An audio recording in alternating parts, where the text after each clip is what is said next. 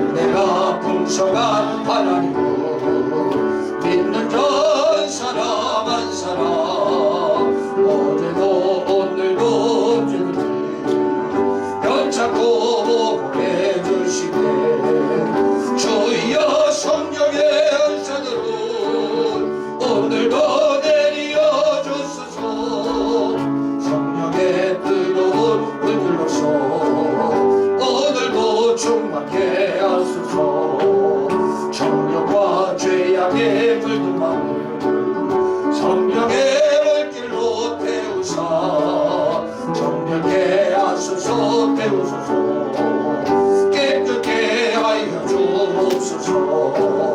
주여 성령의 은사들은 오늘도 내려 주소서. 성령의 뜨거운 물길로서 오늘도 충만케 하소서.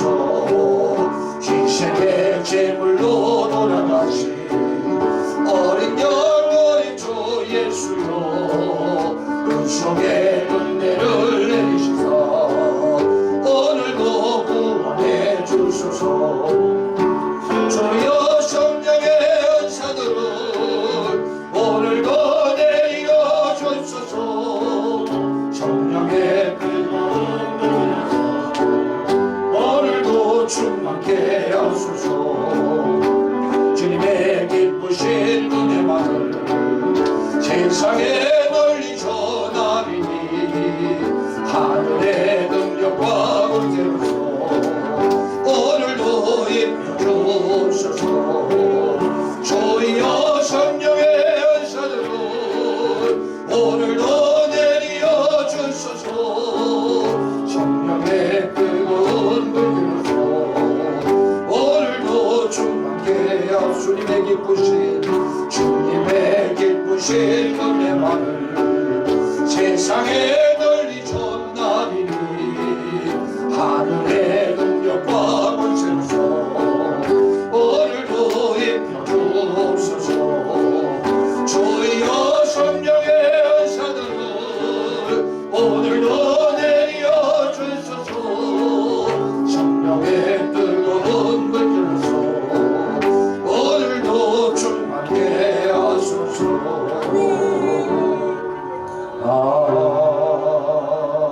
아멘. 감사합니다. 하나님의 말씀은 역대하 24장 15절에서 22절 말씀입니다. 함께 봉독하겠습니다. 여호야다가 나이가 많고 늙어서 죽으니 죽을 때에 130세라. 무리가 다윗성 여러 왕의 묘실 중에 장사하였으니 이는 그가 이스라엘과 하나님과 그의 성전에 대하여 선을 행하였습니다. 여호야다가 죽은 후에 유다 방백들이 와서 왕에게 전하되 왕이 그들의 말을 듣고 그의 조상들의 하나님 여호와의 전을 버리고 아세라 목상과 우상을 섬겼으므로 그 죄로 말미암아 진노가 유다와 예루살렘에 임하니라. 그러나 여호와께서 그들에게 선지자를 보내사 다시 여호와께로 돌아오게 하려 하시니 선지자들이 그들에게 경고하였으나 듣지 아니하니라. 이에 하나님의 영이 제사장 여호야다의 아들 스가랴를 감동시키며 그가 백성 앞에 높이 서서 그들에게 이르되 하나님이 이같이 말씀하시기를 너희가 어찌하여 여호와의 명령을 거역하여 스스로 형통하지 못하게 하느냐 하셨나니 너희가 여호와를 버렸으므로 여호와께서도 너희를 버리셨느니라 하나 우리가 함께 꾀하고 왕의 명령을 따라 그를 여호와의 전뜰 안에서 돌로 쳐 죽였더라. 요아스 왕이 이와 같이 스가랴의 아버지 여호야다의 베푼 은혜를 기억하지 아니하고 그의 아들을 죽이니 그가 죽을 때에 이르되 여호와는 감찰하시고 실험하여 주옵소서 합니다. 아멘. 모든 것이 은혜로다 라는 제목으로 하나님의 말씀을 생각하겠습니다. 꽃은 제가 잘라서 꽃이 되는 것이 아니라 따스한 햇빛과 비가 있어 꽃은 비로소 꽃이 되는 것입니다. 집은 땅이 있어야 설 수 있는 것이고, 물은 물길이 있어야 흐를 수 있는 것입니다. 나의 나된 모든 것들은 나로 인하여 세워진 것이 아닌 모든 것이 전적인 하나님의 은혜가 있었기 때문에 가능했고 오늘날 존재되고 있고 앞으로도 이루어질 수 있게 된다는 사실을 우리는 기억하며 살아가야 됩니다. 빈손으로 이 땅에 태어난 인생들은 일평생 은혜 속에서 살아가게 됩니다. 은혜 아니고서는 인생이 인생으로 살아갈 수 없기 때문입니다. 부모의 은혜를 우리는 받고 살아가고 있고, 스승의 은혜로 인하여 우리는 교육받고 배우고 있고, 때로는 이웃의 은혜, 때로는 자녀를 통해 오는 은혜. 이 은혜라고 하는 단어가 우리 인생에서 하나씩 빠지게 되면 우리의 삶은 하나씩 무너지게 되고 마는 것입니다. 그러나 이 은혜라고 하는 것은 이 땅을 살아가는 모든 사람들은 은혜를 누리며 살아가고 있지만 그 모든 은혜를 기억하고 보답하며 살아가지 않는다는 것이 이 세상을 살아가는 우리들의 문제라고 볼 수가 있습니다. 그러므로 말씀을 통해서 깨닫는 것은 은혜를 받고 사는 것이 복된 삶이 아니라 어떻게 하든지 하나님의 은혜, 부모의 은혜, 스승의 은혜, 이웃의 은혜, 주변의 모든 은혜를 깨닫고 할 수 있는 한 최선을 다하여 보답하며 그 은혜를 감사하며 사는 인생이 진정 복된 삶이며 정말 인생의 참된 가치를 아는 신앙생활이라고 하는 사실을 우리는 깨닫고 살아가야 합니다. 오늘 우리가 읽은 본문의 말씀은 남유다의 8대 왕으로서 남쪽 유다를 40년 동안 다스렸던 요아스라고 하는 왕에 관한 말씀이 소개가 되고 있습니다. 요아스는 7살 때의 왕이 되어 40년간을 통치하며 47세의 젊은 나이에 죽음을 맛보게 됩니다. 그의 인생을 평가하면 그의 업적을 한 줄로 평가하라고 한다면 처음에는 은혜로 시작되었던 인생이었지만 은혜를 저버린 마무리로 참 불행한 왕으로 참 불쌍한 인생으로 평가가 되는 인생을 살았습니다. 그런 아버지가 죽고 자신들의 형제들끼리 권력의 난 속에서 서로 싸우고 마지막 혈육이라고 말할 수 있는 자기의 할머니에 의하여 할머니가 권력에 눈이 어두워 자신의 친손자들 자기의 혈육들을 한꺼번에 다 죽여버리는 그러는 엄청난 풍파 속에 7살 때 이런 큰 충격적인 버림과 상처를 받으며 어린 시절이 시작됐고 왕위가 시작이 되게 됩니다. 얼마나 독하고 무섭고 끔찍한 할머니였는지 이 요아스의 할머니는 성경에 기록된 여자 인물 중에 꼽힐 만큼 아주 독하고 무서운 할머니였습니다. 이 시퍼런 칼날 속에 그 아달랴 할머니로 인하여 죽지 않은 혈육이 하나도 없었는데 이 시퍼런 칼날 속에 요아스 자신도 당연히 죽어야 마땅한데도 불구하고 하나님의 은혜가 유다를 향하였고 하나님의 은혜가 요아스를 향하심으로 인하여 은혜로 준비시킨 제사장인 고모부와 고모부가 몰래 이 요아스를 성전에 숨겨주어서 요아스는 살아나게 됩니다.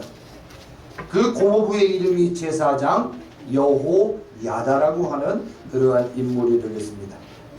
고모부 역시 힘이 있어서 도와준 것이 아니라 왕의 명령 또 아달랴의 명령을 어겨 이 요아스를 숨겨줄 때는 반드시 죽음을 당하게 될 것이 뻔함에도 불구하고 이 고모부 여호야다는 생명을 걸고 하나님의 명령에, 하나님의 말씀에, 하나님의 감동에 순종하여 요아스를 살려냅니다.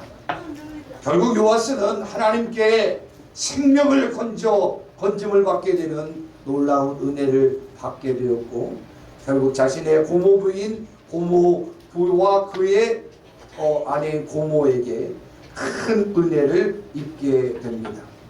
이렇게 요아스는 하나님의 은혜와 고모부 가정에 큰 은혜를 입었지만 그 놀라운 은혜를 보답하며 살았는가, 어떻게 갚았는가 성경을 통해서 알아보니 생명을 살리는 큰 은혜를 입었지만 하나님의 은혜를 저버리고 22절 말씀 고모부의 은혜를 원수로 갚아버리는 마무리의 결과를 우리는 보게 됩니다.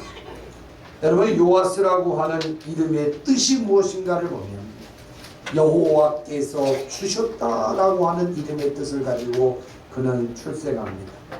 여호와께서 은혜를 주셨다, 여호와께서 함께 해주셨다, 여호와께서 그와 동행해 주셨다 라고 하는 은혜를 나타내는, 은혜가 내포되는 이름을 가지고 태어났고, 그의 생애 속에서 여호와 하나님은 실제로 그에게 은혜를 베풀어 주셨습니다. 그리고 고모부 역시 그에게 은혜를 베풀어 주었습니다. 이렇게 은혜를 나타내는 이름인데 고모부의 아들을 죽이는 그런 끔찍한 일을 행하고 맙니다.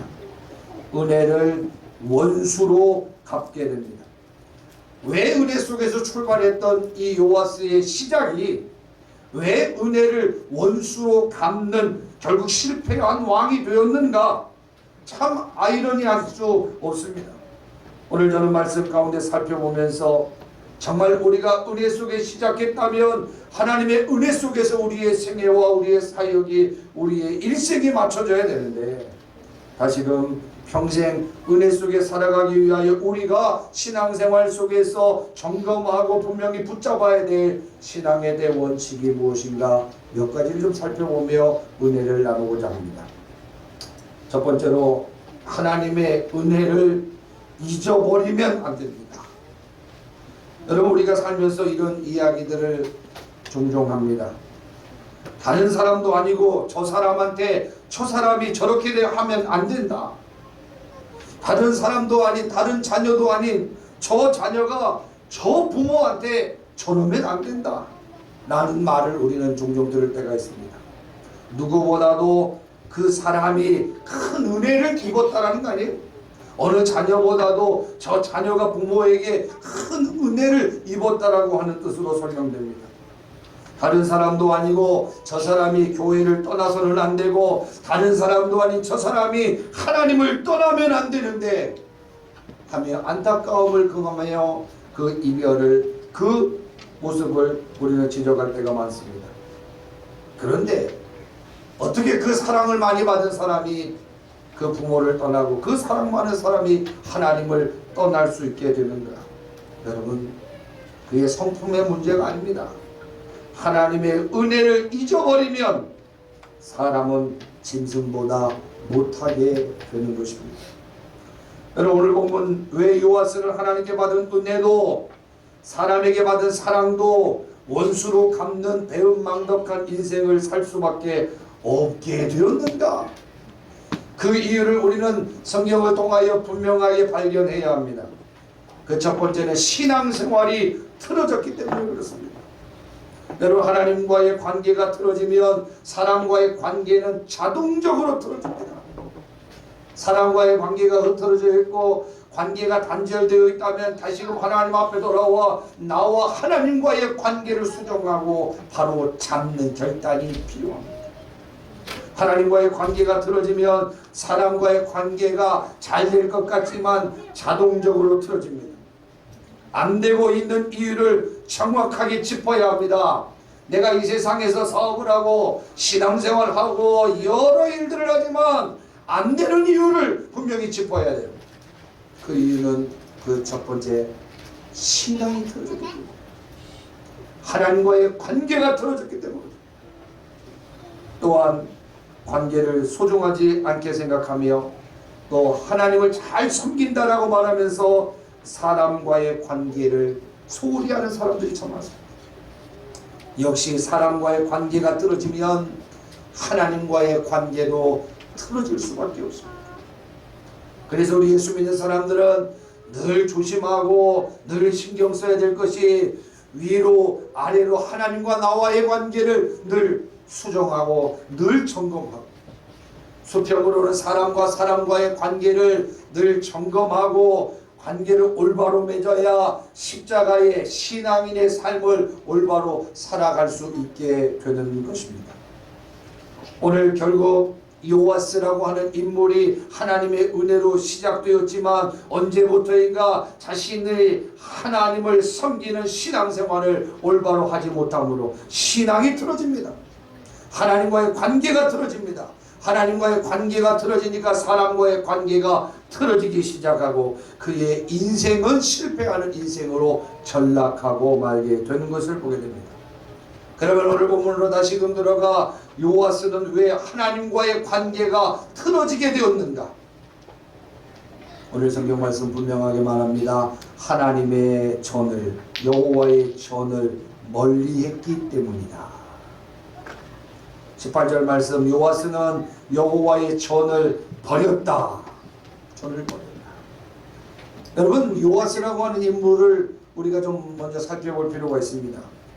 요아스가 7살 때에 할머니 아달랴로 인하여 칼부림이 나고 모든 형제들이 살육당하고 도륙당하고 죽어가는 가운데에서 요아스가 여호야다 고모부에 의하여 살림을 받을 때에 어디에서 그는 생명을 건졌습니까? 어디에 숨어서 그는 생명을 구했습니까? 바로 여호와의 전에, 성전의 피에 목숨을 건진 사람이 바로 요아스입니다. 역대하 22장 10절 말씀을 보니까 아달랴가 유다 왕국의 씨를 말리려고, 유다 왕국의 씨를 말려 자기가 왕이 되어 자기가 유일한 피를 이어받은 이 혈육으로 그 나라를 통치하려고 유다 왕국의 씨를 말리려고 모두 죽이려고 했습니다. 여러분, 아버지가 아들을 사랑하는 그 마음보다 할아버지 할머니가 그 손자 손녀를 사랑하는 마음들이 더 크다. 그런데 그 할머니가 권력에 눈이 어두워 그 사랑스러운 손자들을 다 죽여 씨를 말리려고 하는 이때에 제사장의 아내인 자신의 고모가 그를 빼돌려 생명을 살리게 되는데 그 요아스를 어디에다 숨겨 살렸는가? 역대하 22장 12절, 하나님의 전에서, 성전에서, 교회에서 6년 동안 숨겨 놓아 목숨을 건져내게 됩니다. 6년 동안 성전에 거함으로 성전에 숨어서 목숨을 구했던 인물이 바로 요아스라고 하는 인물입니다. 그런데 그 은혜를 잊어버리니 자기를 살려준 하나님, 자기를 살게 해준 그 하나님의 성전을 버리는, 멀리하는 실수를 요아스가 범하고 말게 됩니다. 다른 말로 한마디로 하나님을 떠나 현재 자신을 있게 하신 하나님을 버리고 맙니다. 가난했을 때, 병들었을 때, 어려운 일 당할 때, 생명이 위협받을 때 하나님을 간절히 찾다가 하나님의 은혜로 회복시켜 주시고 하나님의 은혜로 살려주시고 하나님의 은혜로 먹고 살만하게 해주시고 하나님의 은혜로 내가 건강을 회복하게 되었더니 이제 먹고 살만하니까, 이제 왕이 되니까, 자기 혼자 왕이 된 것처럼, 자기 스스로 노력해서 왕으로 세우게 된 것처럼 생각하고 오늘 요아스는 하나님을 떠나고 교회를 떠나버립니다. 결국 하나님을 떠난 인생이 하는 일이 무엇입니까? 18절 말씀, 아세라 목상과 우상을 섬기게 됩니다. 교회를, 성전을 떠나는 것만이 아니라 우상을 섬기며 결국 하나님을 배신하는 행위가 계속적으로 요아스의 삶에 이어지고 있는 것이 성경을 통해 나타났습니다. 여러분, 요아스가 처음부터 이러한 나쁜 행동을 했던 사람입니까? 아니죠. 하나님의 은혜를 받고 하나님의 은혜를 깨닫고 있을 때에는 요아스가 하나님의 성전을 얼마나 사랑하고 사모하고 귀하게 여겼는지 모릅니다. 24장 4절, 그가 왕이 되자마자 처음 한 것이 뭡니까? 처음 왕이 되자마자 그 어린 나이에 하나님의 은혜가 자신을 향하여 베풀어 주신 그 사랑을 기억하고 어린 나이지만 너무나도 감사하여 그는 왕이 되자마자 처음으로 한 것이 여호와의 전의 성전을 보수하는 일을 하게 됩니다. 너무나도 큰 은혜가, 너무나도 그 은혜가 귀하고 감사해서 은혜를 보답하기 위하여 그는 어린 나이에 왕이 되지만 성전 보수하는 일로 그의 왕의 사역을 시작합니다.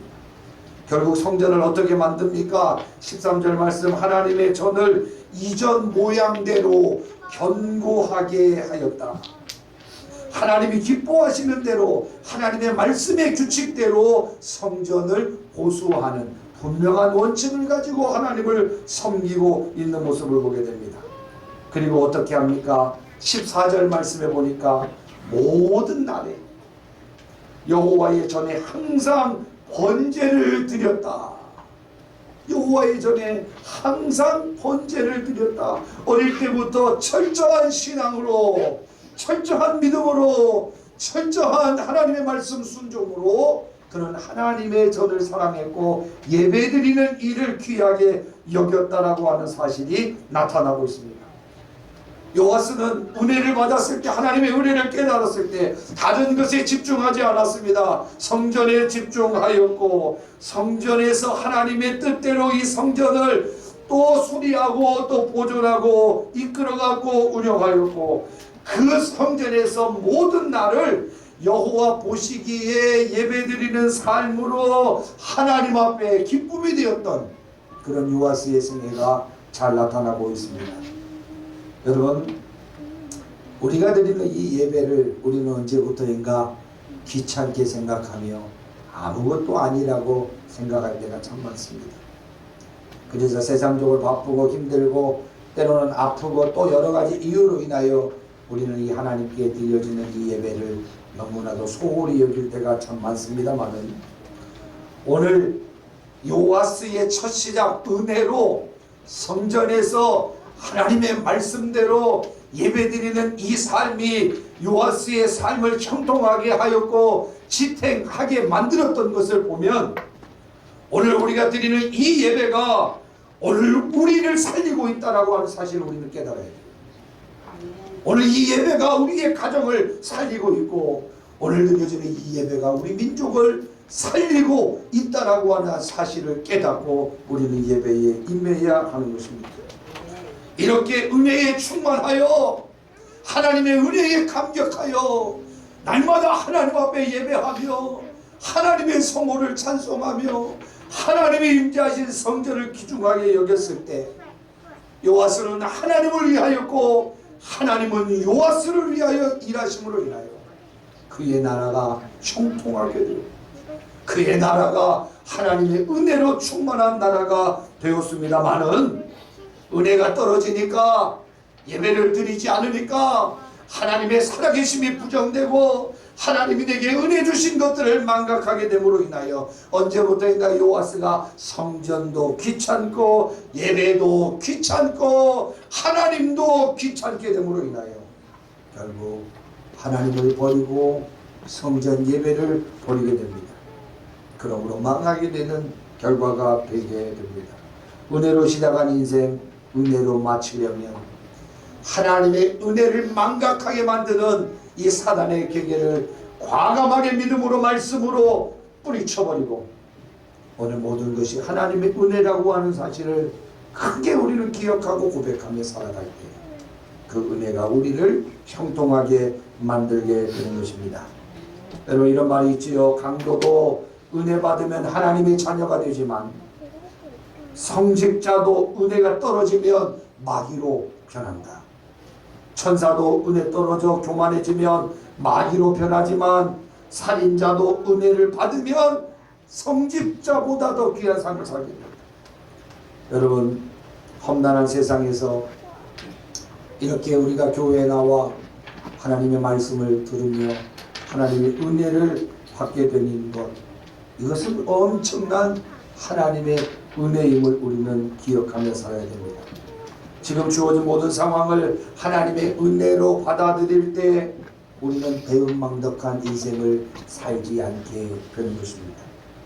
평생 하나님의 은혜로 삶을 살았던 사도 바울, 우리 지난주에도 소개했지만 그가 다른 사람보다 좋은 삶을 살았습니까? 풍요로운 환경에서 살았습니까? 정말 하나님의 복음을 전하다가 대우받는 인생을 살았습니까? 아니죠. 하나님의 복음을 전하다가 매를 맞았고 그는 집도 절도 누울 곳도 없는 그런 상황 속에서 낮에는 생명 걸고 복음을 전하고 밤에는 성도들에게 고통을 줄까봐 일을 함으로 전도의 여비를 마련하여 하나님의 복음을 전했던, 평생 예수를 만난 이후 그는 정말로 편히 쉬지도 못하고 마음껏 먹지도 못하고 정말로 온갖 박해 속에서, 핍박 속에서, 눈물 속에서, 아픔 속에서 사역을 가볍게 감당했던 그런 인물이었지만 그가 어떤 고백을 합니까?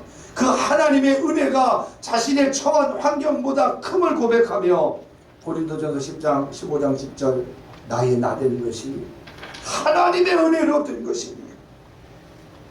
내게 주신 그의 은혜가 헛되지 아니하여 내가 모든 사도보다 더 많이 수고하였으나, 자랑할 것이 많은 사람이지만 내가 다른 사람들보다 너무나도 많은 사역을 위하여 수고하였지만 내가 한 것이 아니라 오직 나와 함께 하신 하나님의 은혜로다. 하나님의 은혜가 나의 삶에 개입되셔서 내가 이렇게 감당할 수 있었노라고 고백하며 그런 인생을 마치고 있는 것을 보게 됩니다. 오늘 우리의 매 순간이 이런 은혜의 고백이 있어야 할 줄 압니다.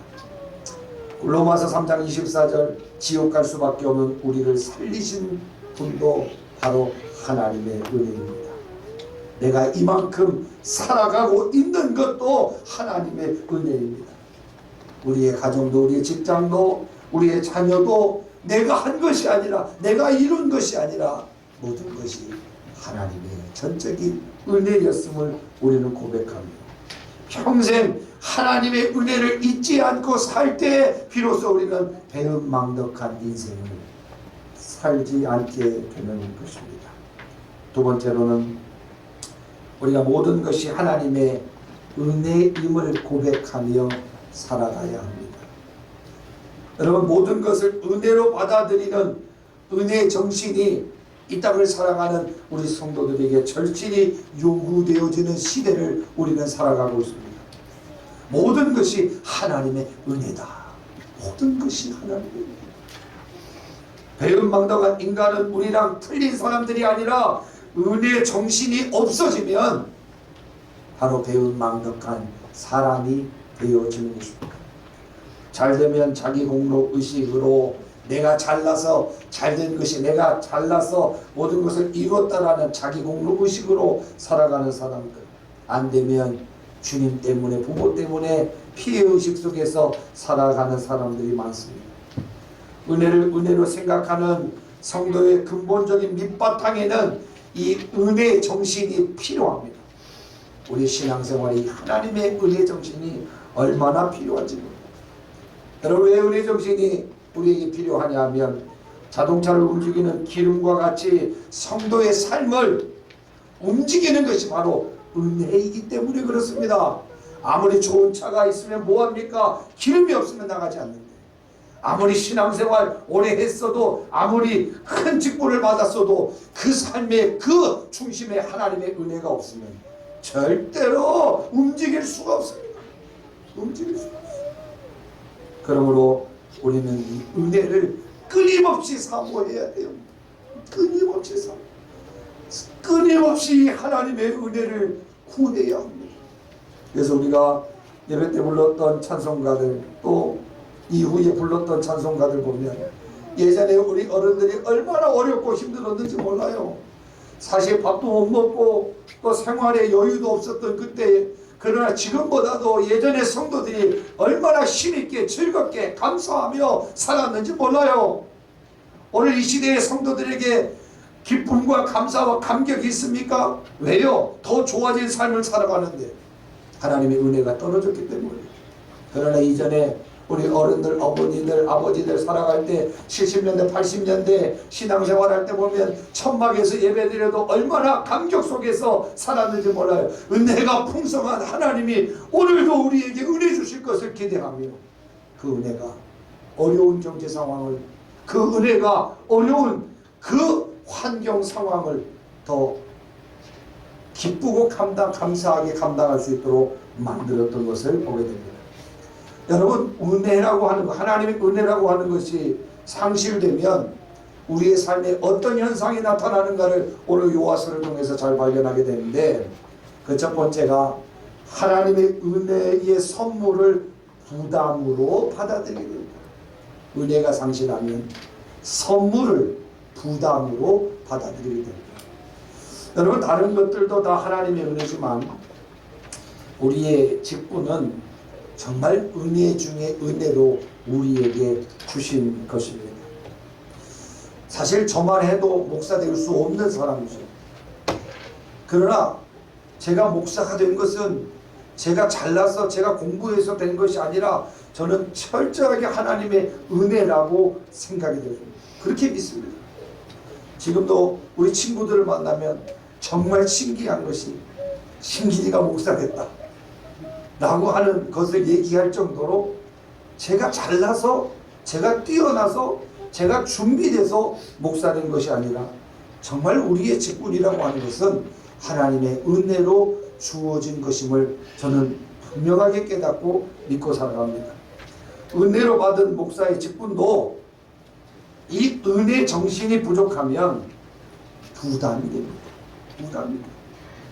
정말 은혜가 충만할 때는 매주마다 이 성도들에게 어떠한 말씀을 증거할 것인가, 어떻게라도 더 먹여줄 것인가, 어떻게든지 더 저 영혼의 갈급함을 채워줄 것인가 라는 그 사모함 속에서 주일이 빨리 돌아왔으면 좋겠고 예배 시간이 빨리 돌아왔으면 좋겠다라고 하는 이 은혜가 넘치는 목회자의 사역을 감당하는데, 이 목회자에게도 은혜가 상실되고 이 은혜 정신이 약해지면 말씀 증거하는 게 부담이에요. 목사라고 하는 이 타이틀이 얼마나 부담될 때가 많은지 몰라요. 은혜가 떨어지면 장로, 권사, 집사의 직분도 은혜 속의 기쁨으로 감당하는 것이 아니라 부담이 되게 되는 것입니다. 19절 말씀, 하나님께서 요아스에게 은혜의 정신을 다시금 갖게 하기 위하여 선지자를 보내어 경고합니다. 은혜를 주신 하나님께 다시금 돌아와 하나님의 은혜 속에서 형통한 생애를 살아가게 할 것을 경고하기 위해서입니다. 여러분, 말씀으로 권면받는 것, 그것은요 정말 하나님께서 우리에게 베풀어 주신 은혜 중에 은혜입니다.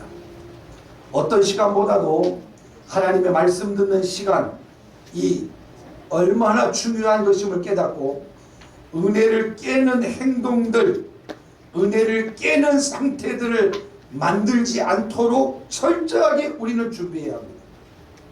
그래서 토요일은 항상 12시 이전까지는 자신의 삶을 잘 정리하고, 토요일 12시 이후에는 어떻게 하나님의 성전에 하나님께서 우리에게 주실 말씀을 이 은혜로 받을 것인가라고 하는 부분 속에서 은혜로 준비해야 합니다. 그러나 언제부터인가 이 주일 준비, 은혜 받을 준비를 하지 못하여 토요일을 밤을 새서 주일까지 일을 하고 또 놀다가 주일날 아침에 일어나지 못하고, 일어나서 교회에 와도 그냥 피곤해서 고개를 끄덕끄덕하게 만드는 그런 은혜를 깨는, 은혜 받는 일을 방해받는 이런 일을 우리는 철저하게 경계해야 합니다. 오늘 요아스를 향하여 이 하나님은 선지자 제사장을 보내어 은혜 받는 일의 중요성을 깨닫지 못하고 은혜를 깨는 삶을 살아가는 것을 경고하기 위하여 제사장을 보냅니다. 오늘 요아스는 뭐라고 권면을 받습니까? 다시금 너는 하나님의 은혜 앞에 서라. 내 이름처럼, 요아스라고 하는 이 이름처럼 네가 왕이 된 것은 네 힘으로 된 것이 아니지 않느냐. 여호와께서 주셨다라고 하는 이름을 가지고 태어난 너는 처음부터 하나님의 은혜 때문에 시작된 것이고, 하나님의 은혜가 너를 지탱케 하셨고, 하나님의 은혜가 너를 이끌고 계시기는데, 오늘 내 힘으로 된 것이 아닌 하나님의 은혜로 된 것임을 다시금 깨달아라. 은혜를 깨달아라 라는 이 권면을 제사장을 통하여 요아스에게 말씀하고 계십니다. 근데 은혜가 떨어지니까 하나님의 말씀을 말씀으로 받지 않습니다.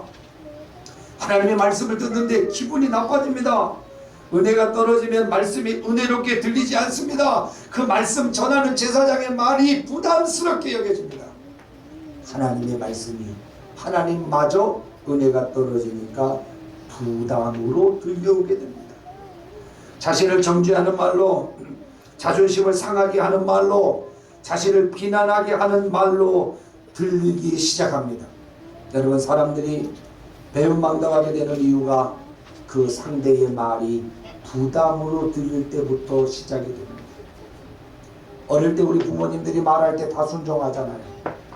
엄마 말이, 아빠의 말이 다 진리인 것처럼 우리 순종하잖아요. 그런데 언제부터인가 우리가 그 말을 들으면서 대항하고 대꾸하고 성질내고 오히려 그 부모를 향하여 싸우려고 들고 하는 이유가 뭡니까? 그 말이 언제부터인가 부담으로 들리기 때문에, 부담으로 들리게 되면 결국 그 이후의 삶은 배은망덕한 삶을 살게 되는 것입니다. 여러분, 그 부담이 오늘 요아스의 심보를 뒤틀리게 만듭니다. 결국 그래서 부모가 부담이 되고, 스승이 부담이 되고, 목사가 부담이 되고, 교회가 부담이 되고, 하나님이 부담이 되게 되고 맙니다. 자신에게 유익이 되면 사람은 배은망덕하지 않습니다. 여러분, 부담이 없는 곳이 이 땅 가운데 있겠습니까? 부담 없는 교회를 찾기 위해서 많은 사람들이 이 교회 저 교회를 순례하며 돌아다닙니다. 부담 없는 교회를 찾는 성도는, 부담 없는 교회가 이 땅에 하나도 없기 때문에 부담 없는 교회를 찾는 성도는 빨리 천국에 가야 합니다. 부담 없는 교회는 교회도 아닙니다. 은혜 정신으로 부담을 십자가로 지고 가면 그 부담이 나를 성장시키고 그 부담이 나를 큰 그릇으로 만들어 준다라고 하는 사실을 우리는 잊고 살아갈 때가 많습니다. 저는 요즘에 코로나19에 대처하는 이 교회 예배와 이런 세미나를 종종 듣게 되는데, 이 세미나를 들으면서 아주 특이한 이 말들을 많이 듣습니다. 다음 세대에 비상이 걸렸다라는 관한 이 강의를 듣게 됐는데, 기성 세대들이 교회를 생각하는 것과 다음 세대들이 교회를 생각하는 것이 천지 차이다 라고 하는 그런 주제로 말을 해요. 기성 세대들, 다음 세대들 똑같은 교회 다니는데 그 생각하는 차이가 천지 차이라고 하는 사실. 기성 세대들은 그래도 힘들어도 어려워도 교회를 지키려고 하는 세대들인데, 다음 세대들은 쉽지 않은 일이 발생되면, 어려운 일이 생기면, 조금 귀찮은 일이 생기면 언제든지 교회를 떠날 수 있는 세대다라고 구분을 하더라고요. 그 이유가 무엇이냐라고 설명을 할 때에, 기성세대들은 교회를 위하여 헌신하고 헌금했던 세대들이라는 거예요. 교회를 위하여 집을 바치고 교회의 역사에 한 땀 한 땀, 한 벽돌 한 벽돌을 헌신하여 교회를 세운 주인공들이라는 거예요. 그래서 재전에 문산에 어떤 우리 장로교 교회 목사님 아들이 저희 신학교 동기였는데, 그 교회도 정말 어려워서 힘들었는데 매주마다 교인들이 헌금을 드릴 돈이 없어서 벽돌 한 장씩, 두 장씩, 10장씩을 사갖고 와서 헌금을 드리면서 예배당을 건축했다.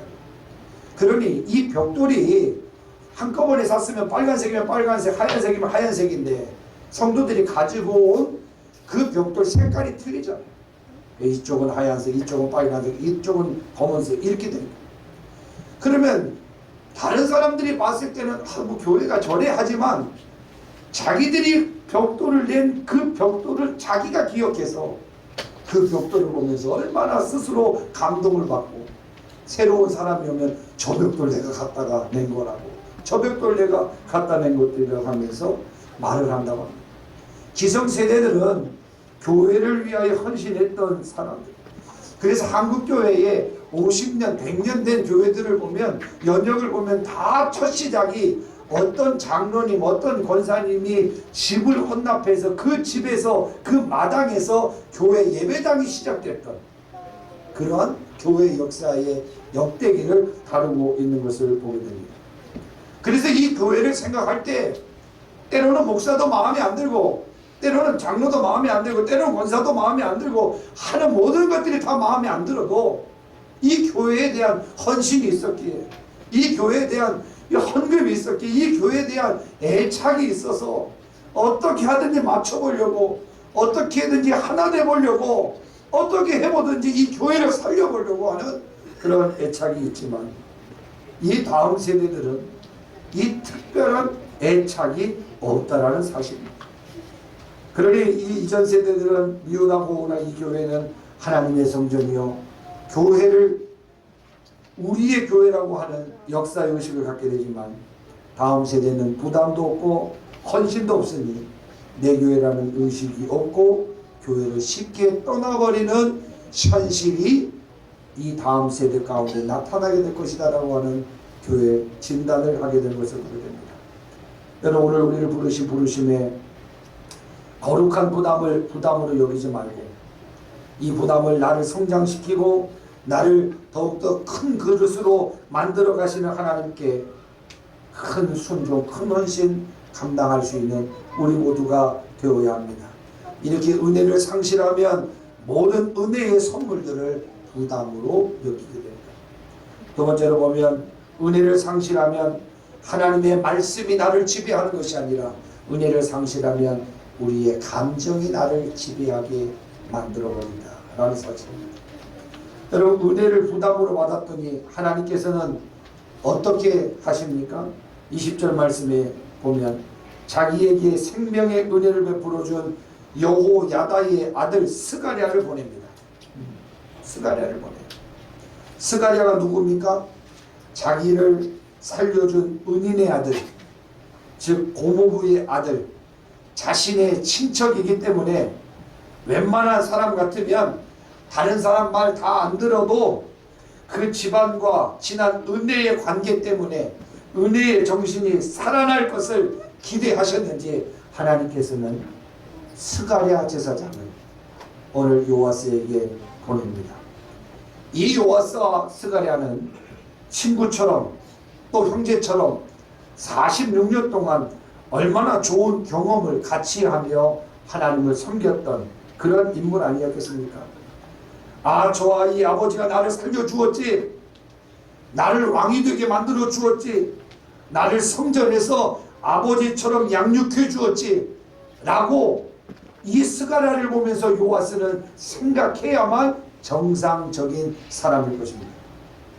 스가랴가 정말 사랑하는 마음으로 하나님의 말씀을 전달합니다.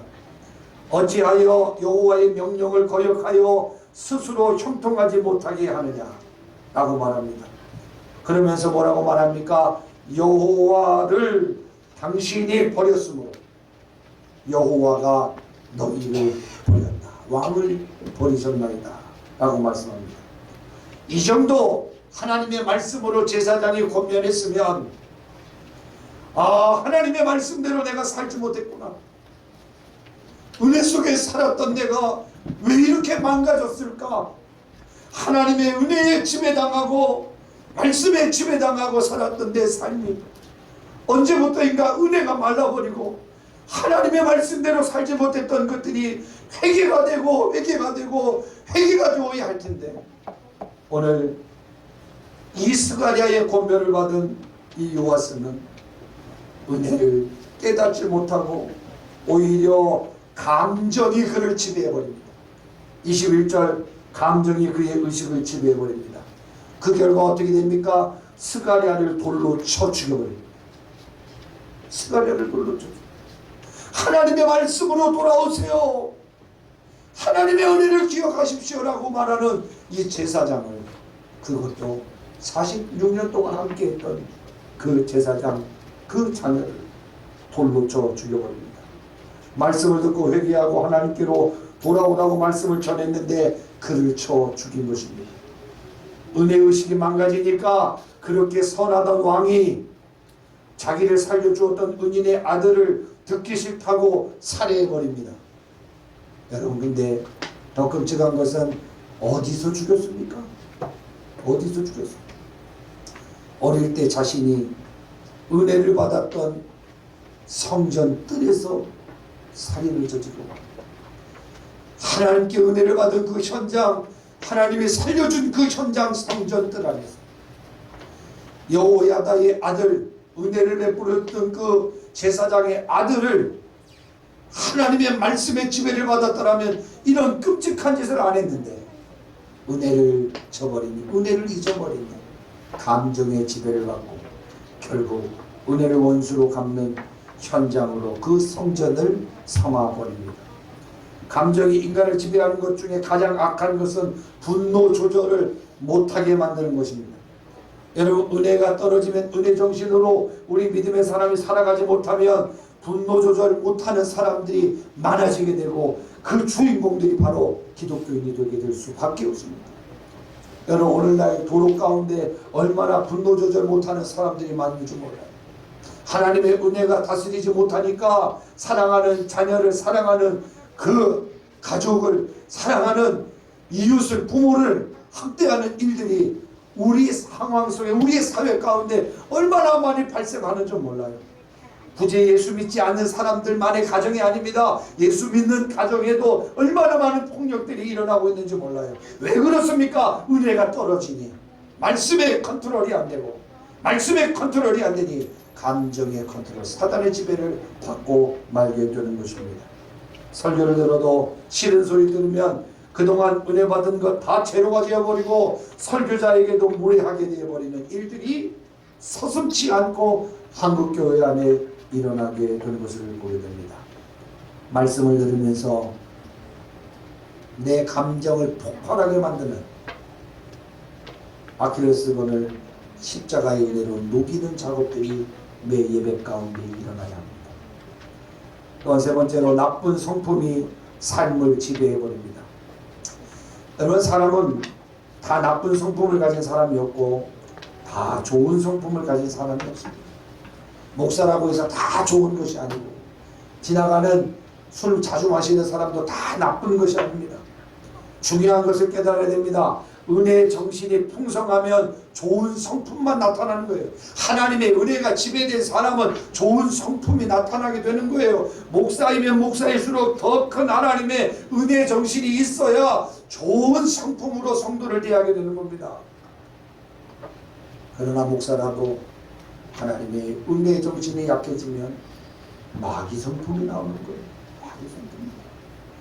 그래서 여러분, 이 목회자를 위해서 기도할 때 어떨 때 보면 거친 말들이, 거친 행동들이 나올 때 그냥 그 사람 안 보면 좋겠다, 그 사람 그냥 안 만나면 좋겠다라고 하는 것이 아니라 하나님, 우리 목사님에게 하나님의 은혜를 부어달라고 기도하셔야 돼요.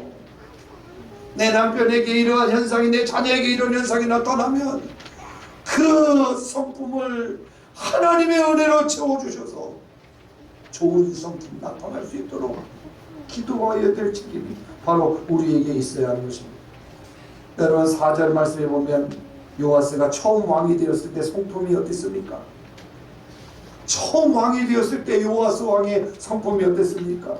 왕이 되자마자 하나님의 전을 보수할 뜻을 두었습니다.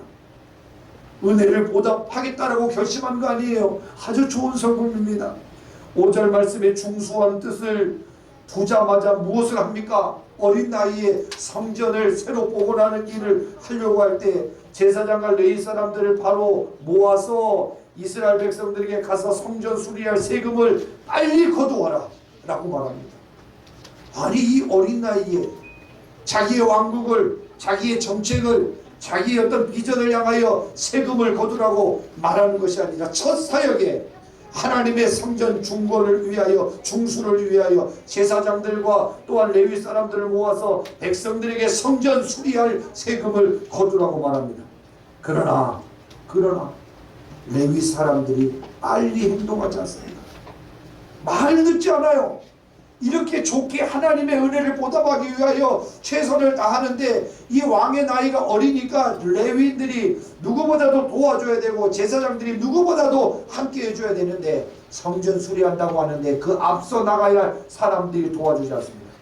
그래서 열왕기하 12장 5절에 보니까 이렇게 좋은 마음을 품고 하나님의 은혜를 보답하기 위하여 성전 재건과 중수를 위하여 노력했던 그 거룩한 뜻이 무려 23년간 성전 수리를 하지 못합니다.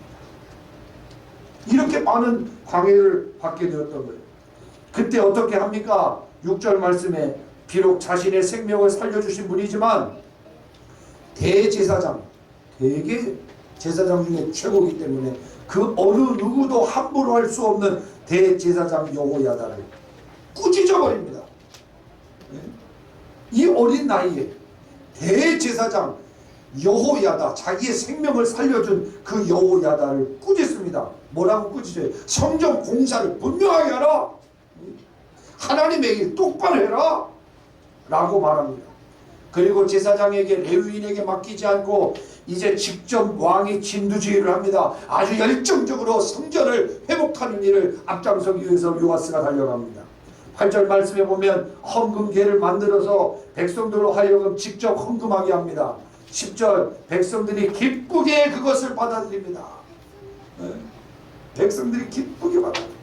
12절 말씀, 왕이 직접 제사장과 함께 공사 책임자를 임명하여 성전 수리를 하게 됩니다. 마침내 성전을 본래대로 아름답고 튼튼하게 보수합니다. 이 일을 제사장들이 도와줘야 되고 이 일을 레위인들이 도와줘야 되는데 23년 동안 앞장서야 될 그 사람들이 방해하고 힘들게 하는 가운데도 포기하지 않고 어린 나이에 그는 직접 진도하여 백성들을 설득시키고 백성들에게 헌금을 거두고 직접 그 공사에 참여하여 하나님의 성전을 완수하게 됩니다. 그리고 14절 말씀이 뭐예요? 여호야다가 살아있는 동안에는 여호와의 성전에서 규칙적으로 드리는 번제물이 끊이지 않았다. 끊이지 않았다. 이렇게 좋은 성품을 가지고 이렇게 좋은 신앙을 가지고 하나님을 섬겼던 요아스가 14절 뭐라고 나옵니까? 여호야다가 죽은 후에 하나님의 은혜를 생각하지 아니하므로 폭력적이고 살인적인 성품으로 바꿔지게 되는 것을 보게 됩니다. 사랑하는 성도 여러분, 자신의 못된 성질을 가지고 살아가면 안 됩니다. 예전에 살았던, 행했던 이 못되고 폭력적이고 정말 함부로 말하고 함부로 행동하는 이 나쁜 성품들이 하나님의 말씀으로 치료받아야 합니다. 하나님의 은혜로 치료받아야 돼요. 말씀을 멀리하고 은혜로 살지 않으면 목사도 장로도 기독교인들도 마귀의 하수인으로밖에 살 수밖에 없는 것. 다시 한번 기억합니다. 우리의 직분이 우리를 구원하는 것이 아니라 하나님의 은혜가 나를 지탱하게 한다 라고 하는 사실 기억하기 바랍니다. 마지막으로 하나님의 은혜를 저버리면 우리는 순식간에 파멸되게 됩니다. 우리가 살아가면서 이루기는 어렵지만 망하기는 순식간입니다. 오늘 요아스의 결과 23절 무섭게 파멸됩니다. 무섭게 파멸됩니다. 신속하게 파멸됩니다. 그 해가 다가갈 즈음에 아람 군대가 쳐들어옵니다. 숫자적으로 볼 때는 아람 군대는 소수에 불과했습니다. 24절 그런데 아무리 우리의 숫자가 우세해도 하나님이 유다 편에 서지 않으시니까 패망하고 맙니다. 패배하고 맙니다. 여러분, 우리가 싸우는 이 세상의 전투는 우리의 숫자에 의해서 좌지우지되지 않습니다. 하나님의 함께하심으로 인하여 승패가 결정되어져야 합니다. 성경의 수많은 전투를 봐도 아무리 작은 군력을 가지고 힘을 가졌지만 하나님이 함께하시면 이기는 승리가 대부분이지만, 오늘 참 특이한 것은 유다가 아람보다 힘이 세지만 하나님이 그 싸움에 개입하시지 않으면 철저하게 실패하고 망하게 된 것을 보게 됩니다. 결국 유다 백성들이 하나님을 떠나자 아람 군인들이 심판의 도구가 되어 이스라엘을 진멸시켜 버렸습니다. 인생은 보기보다 단순합니다. 하나님의 은혜 안에 있으면 우리가 행복할 수 있지만 하나님의 은혜를 떠나면, 하나님의 은혜를 집에 당하지 않으면 우리는 행복할 수 없음을 기억해야 됩니다. 여러분, 은혜를 떠난 요아스와 유다가 어떻게 됩니까? 결과가 어떻게 됩니까? 자신을 평생 동안 도와줄 것 같은 사람들이 다 죽습니다. 23절에 나와요. 사람 많다고, 주변에 힘센 사람이 있다고 경고망동하지 마세요. 하나님의 은혜를 저버리면 하나님이 그 주변을 다 쳐버리십니다. 그래서 저는 두렵고 떨리는 것이, 내가 하나님 앞에 올바로 살지 않고 올바로 서지 못하면 주변을 잃어버리게 되는 놀라운 하나님의 심판이 있다는 사실 앞에 늘 두렵고 떨리게 살아가고 있습니다. 여러분, 열왕기하 12장 18절, 아람 군대의 공격 무마하기 위해 성전 기물을 바치는 비굴한 일들을 시행하게 됩니다. 성전 기물까지 그 적국에다가 갖다 바치는 그런 비굴한 일까지 요아스가 행동합니다. 그 기물을 갖다 바쳐서 요아스가 살았습니까? 그렇지 않습니다. 25절로 다시 돌아와 전쟁터에서 중상을 입게 됩니다. 25절, 결국 병상에서 자신의 부하들에게 죽임을 당합니다. 자신의 부하들에게 죽임을 당해. 자신의 부하들에게. 은혜를 망각하고 여호야다의 아들을 죽인 것을 자신이 똑같이 당하고 있다라고 하는 사실입니다. 그리고 결국 요아스는 선왕의 무덤에도 안장되지 못하는 비참한 결과를 얻게 됩니다. 말씀의 결론입니다. 사랑하는 성도 여러분, 정말 은혜 받는 일 중요하게 생각해야 됩니다. 예배 드리는 일 생명과도 같이 여겨야 합니다. 이 예배가, 이 하나님의 은혜가 나에게 머물러야만 내가 살 수 있고, 하나님의 은혜가 충만해야 내가 승리할 수 있다라고 하는 이 사실. 예배 한번 빠지면 무슨 일이 있겠어요? 주일 예배 한번 빠졌다고 무슨 큰 일이 있겠어요? 그러나 언제부터인가 하나님의 은혜가 빠져버리면 사울왕처럼 폭군이 돼요.